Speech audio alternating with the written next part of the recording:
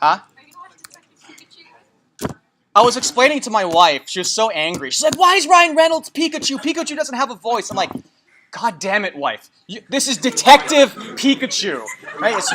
It's Detective Pikachu. What don't you understand about this? And I stormed out of the house, right, slamming the door.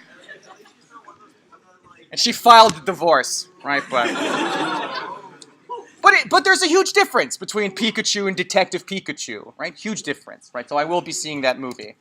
But I was angry. I'm like, you just don't understand, wifey. You don't understand.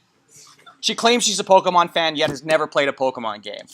All right, so I'm like, that's why I'm playing the Pikachu game, so I can say I'm bigger Pokemon fan than you, because I have at least completed one Pokemon game. And she's all like, no, I play Pokemon. See, right? This is why we have to stop walking every 5 feet. Okay, anyways, algorithmic complexity. The last time we left the lecture, we finished talking about insertion and bubble sort, I believe. So comprehensively, we have selection, insertion, and bubble. And in each of those cases, I restricted us to an operation. Finding the largest element in a list, putting an element into a sorted list, and comparing adjacent cells and bubbling things up. And we did some timings, and we determined that if I increased the size of the input by 10, the timings would increase by 100. Right? So we speculated that there is a quadratic relationship, quadratic relationship between the input and the timing. So today what I want to do is come up with like a mathematical framework that says the same thing so that we don't have to rely on timing, but we can rely on counting something. Okay, so there's a difference between efficiency and complexity. Right? You can have a program with bad complexity that's efficiently implemented.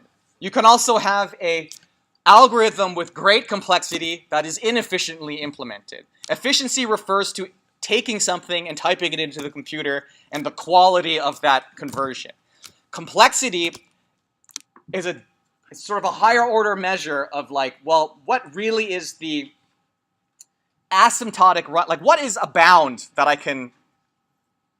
It's hard to define complexity without just really defining what complexity is. So complexity is a measure of an algorithm by counting a number of operations that algorithm performs. And we usually have to relate this to the length of the input. So it's going to be some type of function. So here's our first example. This is an example of a linear complexity algorithm. Let's walk through it. So if we're just going to go through this and try to count the number of operations performed at each line, we can say that an assignment costs one operation, right? One assignment operation. We can say that assigning to index costs 1. Now, this while loop actually has to perform a comparison at every iteration, right? So the cost of just instantiating the while loop is n, right? So here I said the list is of length n. All this while loop is doing is facilitating a walk through this list, right? So how many comparisons do we have to do here? At most. Well, if the list is of length n, there's going to be n comparisons done by this line until eventually we're off the end.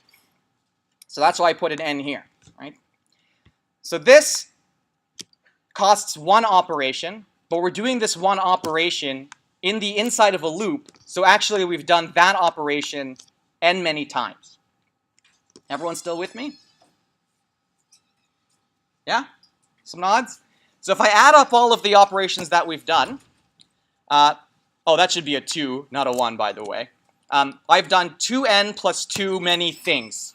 Right? So you give me a list of length n, and I do 2n plus 2 many things. So we say that something that does that has a linear increase dependent on the size of the length of the input is big O of n.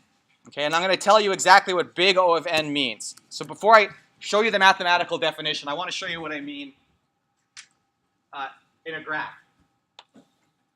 Okay, so if we have sort of a graph here, and this maybe is number of operations performed, and along here I have the length of the input. Okay. So for our sorting algorithms, I said that there is a quadratic complexity or quadratic relationship. So maybe as I increase the size of the input, the performance does this. So maybe this is x squared plus, oh, sorry, 2x squared plus 2. Well, okay, so there's a space 2 here. What I want to do basically is say that this is bounded by something else. And maybe it's bounded by 3x squared. Okay? So if I look at 3x squared and 2x squared, there's a portion where this curve is bigger. It's bigger here, but it's smaller out here. Right, so that means there's a point where they intersect. I'm going to call this n. Right, so that the one curve is bigger than the other. Right, so in this way, I could say that the polynomial 2x squared plus 2 is bounded. Oops. Yeah, it's bounded by. Sorry, n. Is bounded by quadratic. Right, so I'm just basically saying that this polynomial is part of the collection of all quadratic polynomials. Right? So that's all I really care about. If you tell me the complexity of your algorithm, I'm just searching for the highest order monomial in your polynomial. So here is the technical definition, which I don't want you to worry that much about. There's no way we're going to test you on this. I just want to show you what the definition of big O notation is for completeness, right? So again, don't be too concerned about stuff like this. We're just giving you a little sample, right? Because you're going to take whole courses in this. This is critical to computer science, right? Because if you develop an algorithm and you make some sort of claim, my algorithm is better than your algorithm, then it better be accompanied by some complexity analysis where you mathematically have proved that is the case, right? Because it's not good enough to say, I've timed your algorithm, I've timed mine, right? I could say something like, well, you probably gave it the most favorable input. Right, so suppose I took merge sort. Do you remember how long it took to sort a list of like length 10,000? It's like in order of 10 seconds. Suppose I gave my merge sort a sorted list every time to try to test its timing. It would sort the list after one iteration. It would be lightning fast. Would it then be appropriate to conclude that my bubble sort algorithm is amazing because it can sort sorted lists instantly? No. Right? So we don't care about particular cases and how fast it runs. We care about we want to have an upper bound for the runtime of the algorithm that's as small as possible. You want something called the supremum, I believe. But in any case, so this basically is a mathematical codified statement of what I wrote here, right? So we say that a polynomial we say that a function f of n is big O of g of n, and write f of n is equal to big O of g of n. When there exists a constant c that's greater than 0 and a constant k which is greater than 0. So I guess that's my k, and anywhere here is a k which is greater than n. Okay? So this is basically saying there's a constant c and a coefficient, there's a constant n and a coefficient c such that everywhere after n, the one curve is bigger than the other. Right, so this is basically a statement about the asymptotic coverage of these two polynomials. Right, so again, f of n is big O of g of n if there is some point along the domain where everywhere after g of n is bigger than f of n if I'm allowed to multiply it by something. Okay, so this is all confusing, I know. It's going to be a lot more concrete when I show you these examples. So 2x squared plus 1, 2x squared plus x plus 1 is big O of n squared. Why? Well, for every number bigger than 2, or for every x bigger than 2, it is the case that 2x squared plus x plus 1 is less than 3x squared. Let's plot that. Oh, perfect. From last class. Okay, so I've plotted 2x squared plus 3x plus 2 and 3x squared. Now, if I just look here, so the blue curve is measuring the complexity of our algorithm with using the length of the input. The red curve is the thing that I'm saying is going to bound the other curve. Right, so what I'm saying is the thing I put on the slide is just a mathematical statement that's saying the red curve is always bigger than the blue curve as long as you're looking after 4. Right, so there's just some point along the domain at which one curve is always bigger than the other curve. Right, so in this case, my k is 2 and my c is 3. Right, so don't be that worried. It's just we're just talking about one curve being greater than another curve at its limit. But again, we're not going to test you about this stuff. But you are going to have to understand this acutely next year. Right, so don't think you get to avoid this your whole life. X cubed minus sine x is O of n cubed. Why? Well, because if I make x bigger than 1, I know that x cubed minus sine x is always less than x cubed plus 1. Why? Because sine x itself is bounded by 1 and minus 1. Right, so the largest this can get is x cubed plus 1. Right, x cubed plus 1 will always be larger, which is always less than 2x cubed. Who's taking the epsilon delta proof course? So this seems quite familiar, eh? Right, these sort of trying to put something in between in an inequality and shrinking that inequality around it. It's tough. I hate complexity analysis. It's the thing I was least good at. For the same reason I suck at that proof course, because I hate epsilons and deltas. So I see a lot of confusion and fear. Don't worry too much. You don't have to understand this. But I think, nonetheless, you'll still be able to do questions like this, which is fair game. So I want to see what the algorithmic complexity of this algorithm is, this foo algorithm. So let's just do it in here. So let's play the same game that we played with the other one. So while I set up, why don't you think about it?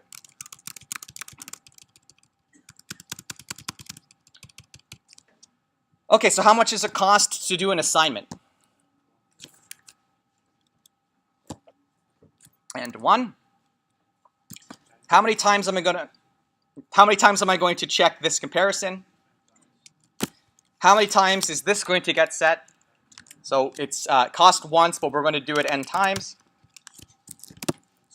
Yes. So this will itself do n comparisons, but it's doing n comparisons n many times, right? Because it's in an embedded loop. So this is going to do one increment n times, and this is going to do one increment n times. So in total, what do we got? We got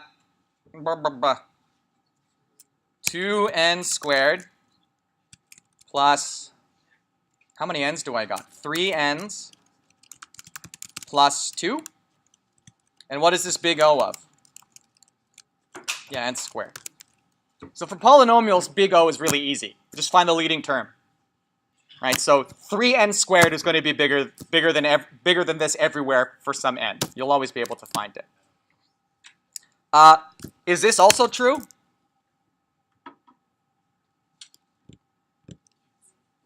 Oh, we can't see. Well, I know. Okay. Yeah? You see now? Okay, then you guys don't understand. Yeah. It is true. If something's bounded by n squared, then it's certainly bounded by n cubed. Okay, remember, I'm putting an upper bound on something, and I've just moved the upper bound further up. Right, so you're still underneath that upper bound. So is this true? Would you report this as the complexity? No, because we want this, right? New question, is this true? No, right, because now you've pushed it too far. If we had a linear time sort, we'd be millionaires, right? Because the best sorting algorithms will never be linear. Right? You can prove that. Right? You have to at least look at every element once, right, before you can even attempt to sort anything. So that already cost you a linear amount of operations. Okay, so remember, we're always striving to give the lowest upper bound. So I just put it there so you don't have to worry about copying. I forgot to put one in, so I'm going to put in an extra one here. So I'm going to take an x's, which is a list. How much time do we? Oh, tons of time. And it's going to do this. I'm going to say n is equal to the length of x's, and I'm going to say while I is less than 10 to the power of 10, increment I. What is the runtime complexity of this algorithm?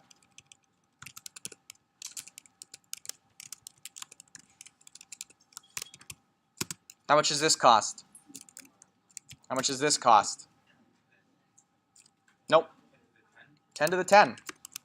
How can it cost n? There's no n. Right? Did that stress you out? No. Okay. How many times does this execute? So what's the total runtime complexity? Okay, but what's the big O, right?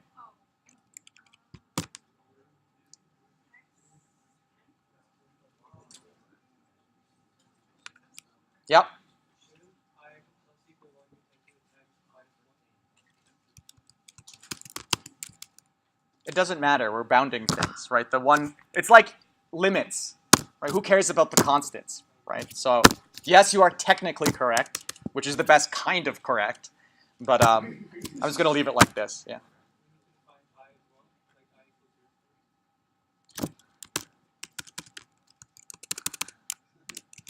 Anything else?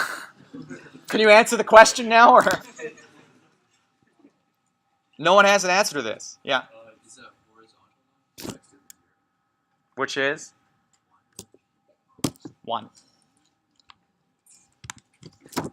Does this change depending on the size of the input?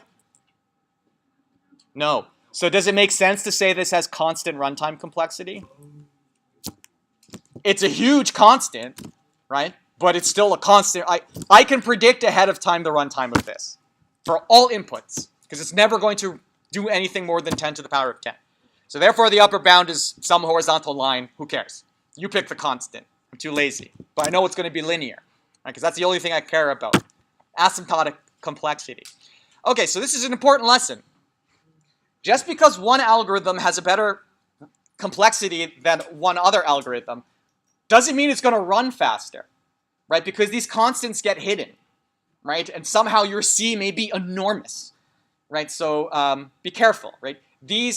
When you say that the runtime complexity of one algorithm is better than another, you're making a statement about the limit. You're making a statement about enormous inputs, right? This tells you nothing about what happens if you give it something small. It may still be the case that this algorithm is better than that algorithm on small inputs, despite having a worse runtime complexity. Yes? Yes? Oh, yeah. So in the parameter of the big O is like what is incremental? The parameter inside the O is the curve which bounds all the accumulated operations, provided that you give me some constant. Right? So I'm basically saying there is some horizontal line which is going to bound the runtime operation of this. Which is in this case a constant. So this has a constant runtime complexity, but that constant is huge. Right? So constant runtime complexity doesn't necessarily mean practically efficient, which is why I'm trying to disassemble efficiencies from complexity, because there really are two different issues at hand here. So I have to add this one to the slides. I forgot to include it. Okay, so this one's a tough one. So I want you to look at this carefully, and I'm going to pace back and forth twice. And then I want an answer. And then I'm going to show you something cool. Okay, so I want the runtime complexity of this. Okay, so I'm going to set up the easy ones. And now I'm going to pace.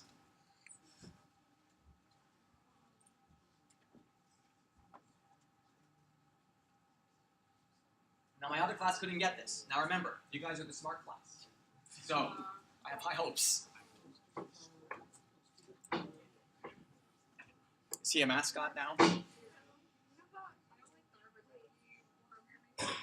Oh, yeah. I gave you both on purpose because they're a pair. Someone else got Garnet. I still can't get my onion. No onion, no Greg. Oh, I just get them from Amazon. They are on sale. You can get them for about $5 now. They used to be 15 actually. Okay, mumbling usually means you guys have given up. So, can someone give me how many times this runs? Log base 2 and something like that? Yes, correct. Whoa. You want to explain? Does everyone see how that we got that? Okay, so obviously I'm going to explain it. Okay. We have to look at the component pieces of this, right? So instead of incrementing by 1, I'm incrementing by powers of 2, right? So as long as some power of 2 is less than the length of the list, I'm going to go to the next power of 2. So if the length of the list is 1, this will loop once.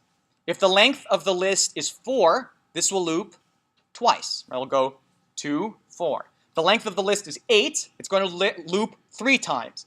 2, 4, 8. I'll do one more. Okay, 1, 2, 4, sure. Yes, 1, 2, 4. If the length of the list is 8, we're going to loop 3 to, if the length of the list is 16, we loop 4 times. 1, 2, 4, 8. And then 16 would put us over. Okay? So we're going to do log base 2 of n. And I'll draw something on the board, right? Because we're looking for, like, the loop condition is going to loop until what fails. 2 to the power of I has to be less than n, right? Which means that log base 2 of I, which means I has to be less than log base 2 of n. Right, this is how the logarithmic complexity gets. Okay. So this also is log base 2 of n, which means that the total time is 2 log 2 of n plus 2, which has the runtime complexity of O log 2n. Okay? Introducing a log to your complexity is amazing. Why?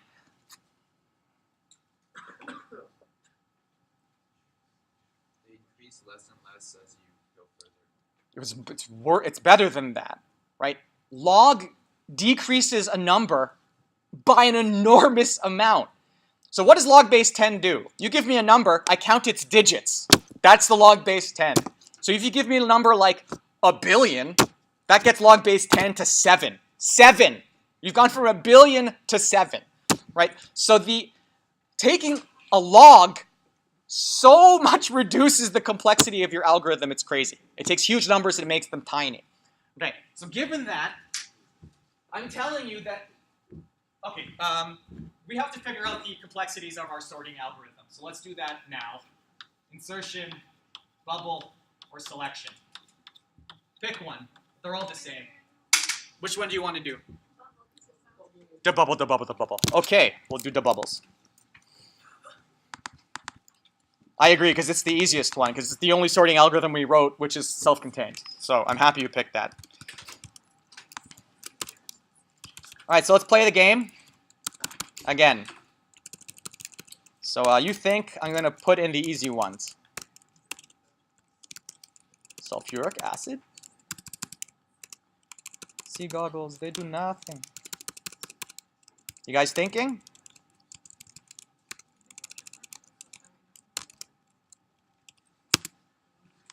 Okay, this is harder. Why? Because different things may happen when I give it different lists. Right? This isn't a while loop that counts exactly n times. So recall the goal. The goal is to say what an upper bound to this is. So just assume the worst case scenario when doing this. So it's good to remember what the algorithm is doing when we consider what its complexity is. So remember that during bubble sort, we're just making scans. And after one scan, there should be one element that's been sorted to the back. So what is the maximum number of scans we have to perform to sort the list? Of length n. Sure, so I'm just going to say n. Who cares about these little differences, right? They're going to disappear when we start talking about list of length of billion, right? So we have to do at most n many scans of the list. So that's why I'm going to put an n there. Remember, upper bound. We're not counting exact computation. It's not possible, right? You need to know you'd have to know the input in order to get the exact count. Okay, so if this is n times, this is once times n times. This one is properly walking the whole list. So this is a loop that does n things, n times. This comparison happens, it does one comparison n times in a loop of n. Really, this is the only line I care about here for measuring the efficiency or complexity of any sorting algorithm. Right? Every sorting algorithm will eventually have to swap positions in the list. Right? So if we just count, like counting those swaps would be a good thing to say my is better than yours. I've done half the amount of swaps. So this also is 1 by n by n. But I'm saying if we could have just isolated this line, found that it happened n squared many times, and conclude the complexity. This is also 1 by n by n. So the total runtime complexity is what? If you haven't figured it out now, you could ignore everything but the highest degree monomial. Well, I can write it. We get 1 plus 2n plus 4n squared, which is what? N squared. Yeah, n squared. You can prove it to yourself. Just, I don't know, throw a constant in here and then find where that one polynomial exceeds the other. Okay, so as I said, and as we expected, bubble sort has a quadratic runtime complexity. And now you know exactly what that means. To have a quadratic runtime complexity means that its runtime falls into big O of n squared. Right? That its runtime complexity is bounded by some quadratic polynomial. Okay, so 1042, we went really fast. So we know what the complexities of these are. N squared, n squared, n squared. Okay? Practically useless, practically useless, practically useless. I can't wait around 10 seconds to sort a list of length 100,000. We need to be sorting lists of length a billion, right? Or length a trillion. There is another sorting algorithm, which I won't give you the name of. Merge. And it has this complexity. N log n. Practically linear. Practically. Close. But not quite. So if we do a little bit more than a linear amount of effort, we could sort a list. Okay. I want to write merge sort for you. But I have to use some advanced topics. So this will not be tested. So I beg you. I don't want to see 100 posts on Piazza asking me if merge sort is going to be tested. Right? I hate having to do this. I hate having to couch interesting things with, don't worry, you won't actually have to understand this. Right? Because I want you to know interesting things. So let's talk about merge sort then. Okay, so remember in insertion, selection, and bubble, we were restricted to one list operation. Selecting the largest element, inserting an element into a sorted list, or bubbling. In that same spirit, I'm now going to restrict us to a list operation that is merge. Okay, so we're going to write a merge function. And what this merge function can do is take two sorted lists and combine them into a single sorted list. That shouldn't be too hard, right, if the individual lists are sorted. Can we use this to sort a list?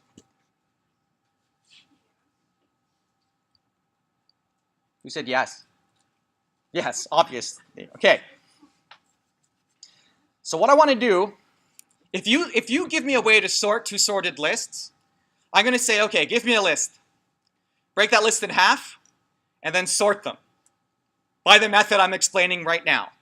And then once you sort those two lists, then I'm going to merge them. Right, so that's going to be our technique. How do I sort a list? Break it in half, sort the individual components, and merge back. I know this seems sort of weird, that this shouldn't work, that this is an insufficient amount of explanation, but as you will see, it will work. Maybe we'll look at the pictures after. So let's now write.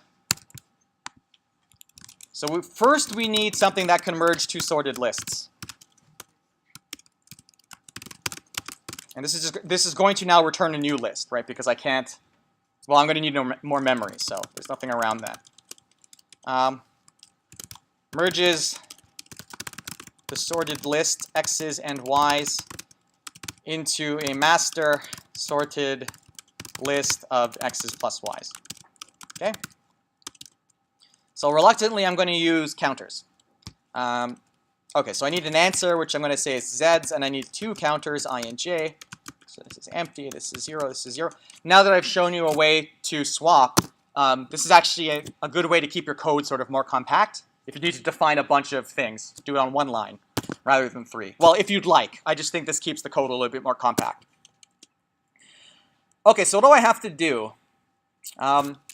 While I is less than the length of x's, and j is less than the length of y's, I need to say, I need to now compare the, so basically I'm going to look at the front of both of the lists.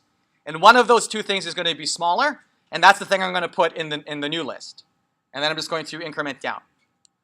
Everyone see that? Just imagine two sorted lists, put your finger at the front of those lists, say which one of these elements is smaller, dump that into the answer, and then move to the next thing.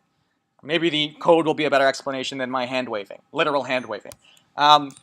If x's at I is less than y's at j, then since I'm sorting in ascending order, then x's at I should be the thing that I append to z's. And then I should increment this counter, go to the next member of z's. Else, remember, it is the case that x's at I now is greater than or equal to y's of j. I should append y's of j to here and then increment j. Now this may be confusing. So once one of my pointers hit the end of the list, right, then all I have to do is take the rest and stick it onto the end of the list. Okay? But I'm just going to do it this way. I'm going to say, okay, take z, extend it. By what? Well, whatever is left in x's. And also extend it by whatever is left over in y's. Oh, I have to cut it.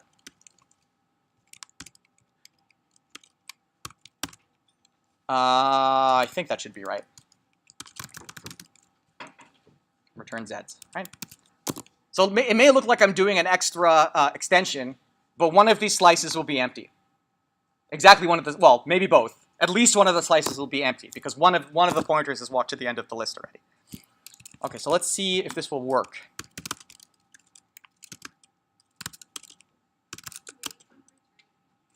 Didn't I? Oh, it's just you can't see it. Yeah. Okay, so let's merge 1, 2, 3. Sorry, 1, 3, 5 with 2, 4, 6. What? Oh. 1, 2, 3, 4. Great. Let's put some edge cases here. Great. Okay, so we seem to have merge. I'm going to trust that this works. Actually, let's see that we can merge. Let's see that we can do this. Great. Great.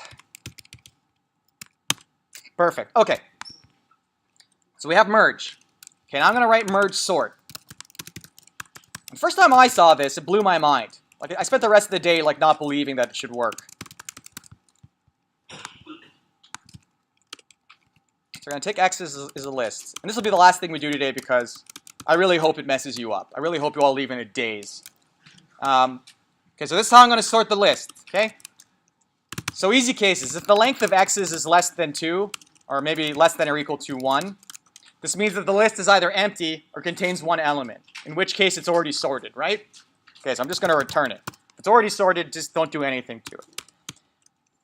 Else, what do I do? Well, I want to break this into two lists, right? I want to break it in half. So I need to make the cut to x's at length of x's integer divide 2. And then I want to have the other half of the cut be here. So I just have to move this to the other side. So that cuts the list in half.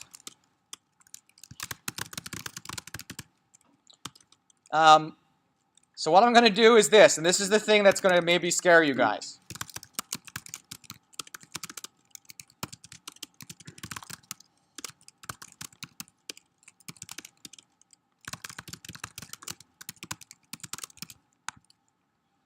Really? No one's going to complain? So I just defined an algorithm using itself in the definition.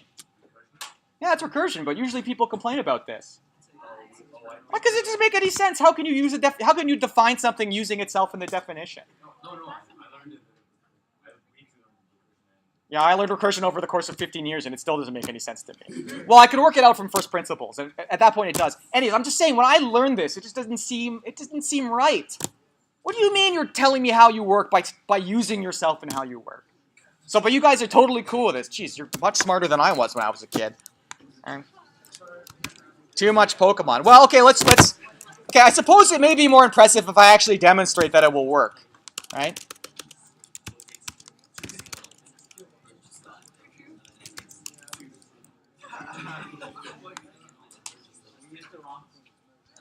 Oh,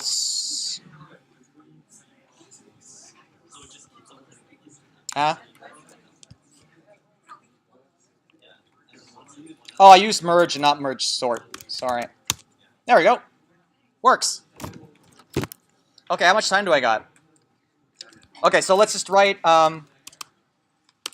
There's no error. It's sorted. Okay, let's do some timings before we leave. From time it, import time it. So let's do.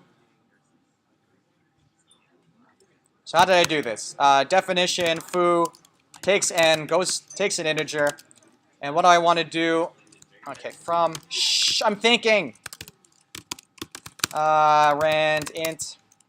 I want x's, which is going to be a list of random integers between -10 and 10 for x in range n. And then I want to merge sort this.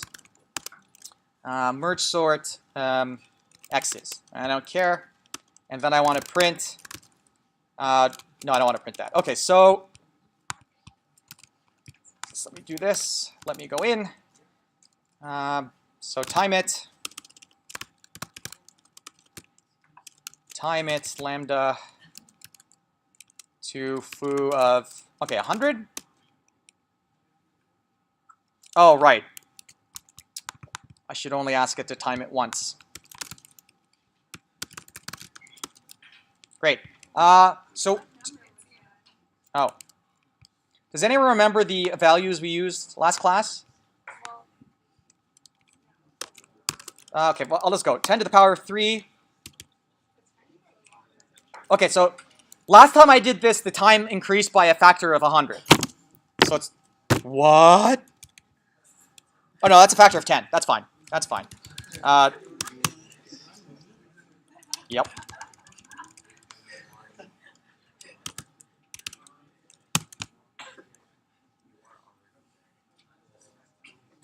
So I think our 10 to the 5 was already like in the tens of the seconds. I forget what the timings were.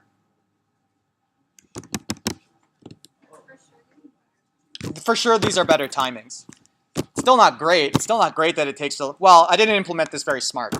So if you can speed this up. Okay, so this is an example of inefficiently implementing something with a good complexity. These list cuts are really killing me. In terms, because every time you make a cut, you copy. So there's a copy happening there. I've actually introduced a lot of overhead. What you want to do is perform these slices in place somehow, just by like passing around indexes. So if you want a challenge question, why don't you go ahead and implement merge sort using indexes rather. And then otherwise, I'll see you guys on Friday. Very cold tomorrow, so bundle up.